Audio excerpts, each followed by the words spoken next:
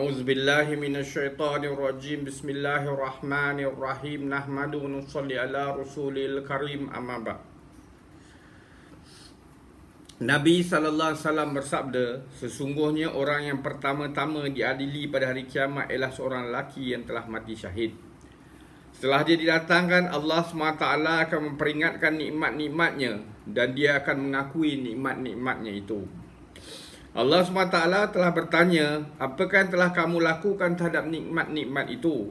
Dia berkata, saya telah berperang di jalanmu sehingga saya telah gugur syahid. Allah SWT berfirman, kamu dusta, sebaliknya kamu perang supaya dikatakan seorang pahlawan dan perkara itu telah diperoleh.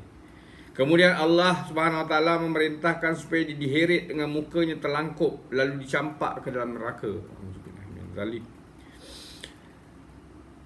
Orang kedua ialah seorang lelaki yang telah belajar ilmu pengetahuan, mengajarkannya dan juga membaca Al-Quran. Dia didatangkan di hadapan Allah dan Allah SWT memperingatkan nikmat-nikmatnya dan dia mengakui nikmat-nikmat itu. Allah SWT berfirman, apa yang telah engkau lakukan terhadap nikmat-nikmat itu? Lelaki itu berkata, saya telah belajar ilmu dan telah mengajarkan ilmu itu. Saya juga telah belajar Al-Quran keranamu. Maka Allah SWT berfirman, kamu dusta. Sebaliknya kamu belajar supaya kamu dikatakan seorang yang alim.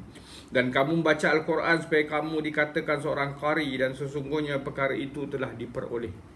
Kemudian Allah SWT perintahkan supaya dia diheret dengan mukanya terlangkup sehingga dia dicampakkan ke dalam neraka. Auzubillahiminzalik. Orang ketiga ialah seorang lelaki yang Allah SWT telah mempermudahkan rezekinya serta mengurniakannya dengan segala jenis harta. Maka dia didatangkan lalu Allah SWT memperingatkan nikmat-nikmatnya dan dia mengakuinya.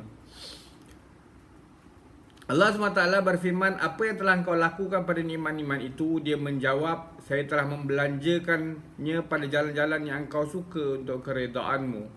Allah SWT berfirman, kamu dusta. Sebaliknya kamu telah membelanjakannya supaya kamu dikatakan seorang dermawan.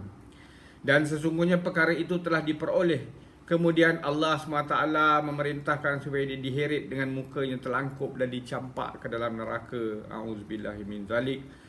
Oleh itu sangat-sangat perlu dan penting bahawa setiap pendakwah meletakkan maksud, yang ini berniat untuk mendapat keredaan Allah, untuk menyebarkan agamanya dan juga untuk mengikuti sunnah nabinya dalam setiap amalannya. Jangan memberi ruang sedikit pun untuk masuk ke dalam hati keinginan untuk mendapat kemasyhuran, kemuliaan dan kepujian. Sekiranya keinginan tersebut terlintas juga dalam hati, maka islahkanlah, yakni bersihkanlah hati dengan membaca la haula wala quwata illa billah dan beristighfar.